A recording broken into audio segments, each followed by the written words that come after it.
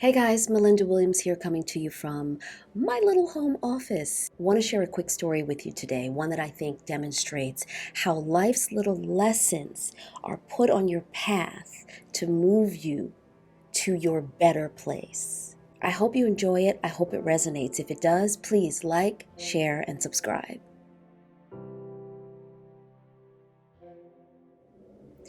Several years ago, I was on a wellness retreat in Sedona, Arizona, which I used to attend every year.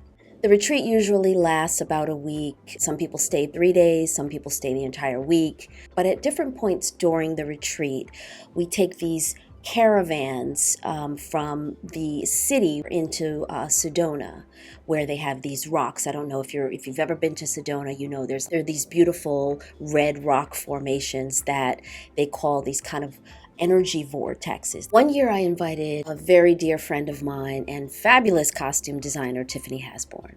Tiff and I decided to schedule our trip into Sedona on the same day. It's about a 2-hour drive. So we did have one other person in the car with us. And the reason being is because Tiff and I decided we were going to take a drive to the Grand Canyon after we did our thing in Sedona. Tiff hadn't been to the Grand Canyon before. I had. I kind of fancied myself like, oh, I'll show you around. So we set out, we take the drive to Sedona. It's an incredibly spiritual experience.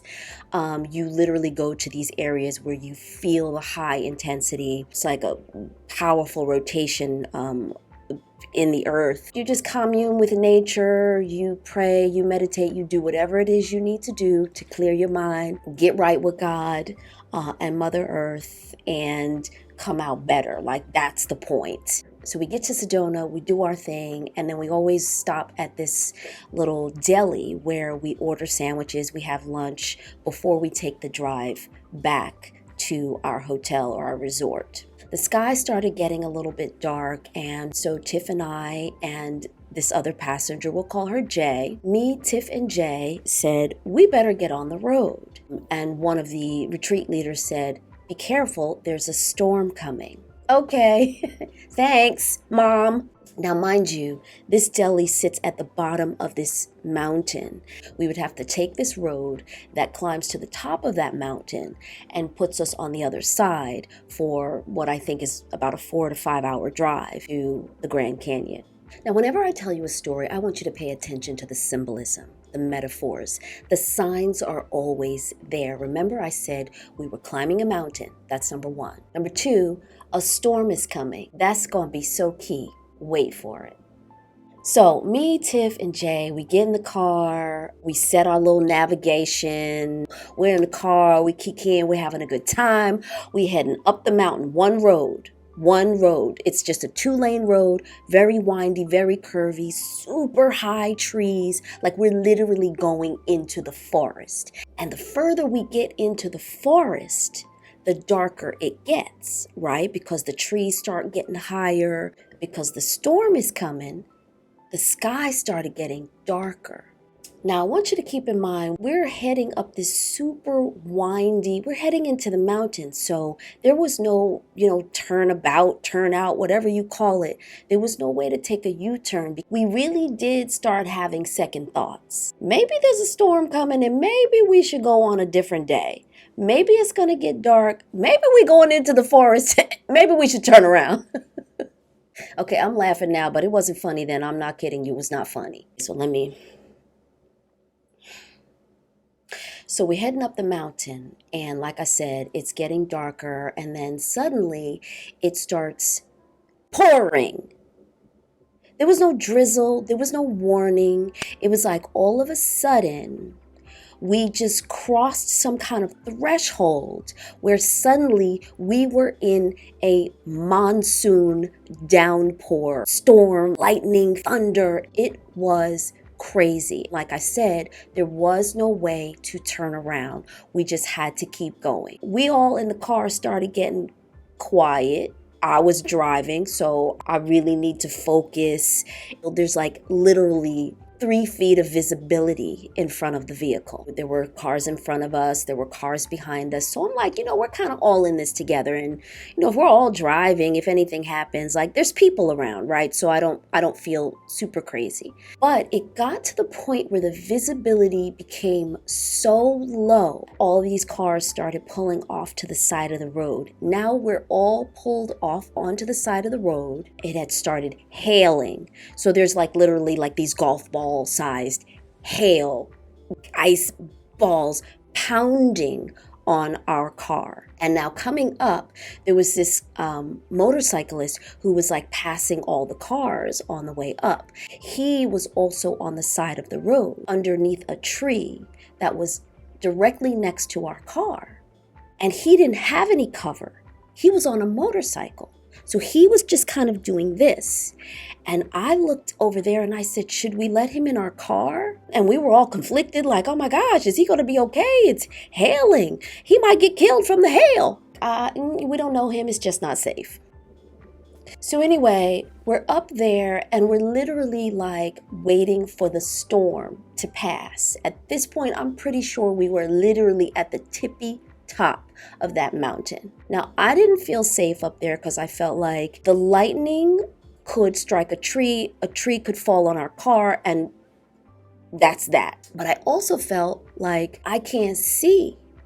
So if I leave here and I try to drive, anyway, I asked Tiff, I said, Tiff, what do you want to do? She's like, I don't know, Malinda. What do you want to do? Jay, what do you want to do? None of us wanted to make the call. Do we stay here? Do we leave? What are the other cars doing? The air inside started getting a little thick. There was some fear that was starting to set in. What are we going to do? Like, y'all, we are in the forest, okay? We don't have any supplies. We might have a bottle of water between the three of us, and this could get scary real fast. So I look at Tiff looks at me. We both look back at Jay. Then I said, you know what? I don't know what these other folks are doing. We're going to say a prayer and I'm out of here. I don't know what that dude on the motorcycle is going to do. I don't know what the car behind me is going to do. I don't know what the car in front of me is going to do. I just know what I'm being called to do.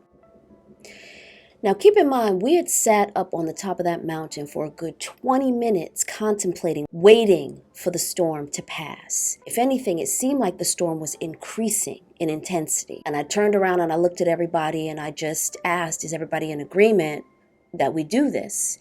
Jay, Tiff, and I all agreed that we would take our chances trying to get out. I put the car in drive. And literally, I could not see anything. It's still torrential downpour. Like, I'm literally driving by faith at this point. I move into the lane. Remember, we're on a 2-lane highway, and I already knew at this point there was no turning back. Once you pull out of this spot, Malinda, there's no turning back. So I'm heading forward and I'm driving like at such a snail's pace. I might have been going like 2, maybe 3 miles per hour. Like, what's the slowest you can go? Because the visibility is like 2 feet in front of me. So I'm going really slow, praying the whole time, eyes peeled like, okay, God, just guide me, Lord, just help us, just get us where we're supposed to go. Within about 14 seconds, suddenly the rain stopped. Earlier, when we seemingly crossed a threshold where it just started pouring, that's how quickly we crossed a threshold where it just stopped pouring. Suddenly, I could see. Suddenly, the sun was visible. Suddenly, we were out of the storm. What? This is crazy. How long would we have been in the storm had we just sat there and waited for it to pass? Were those people back there still in the storm who made the decision to ride it out? We made the call that said, listen, I'm going to take my chances fighting. I'm going to take my chances trying to move forward. And in just making the decision to move forward, suddenly the storm was over. It was done. And the sunshine was available to us. We wound up not going to the Grand Canyon, but boy, did we have a story to tell.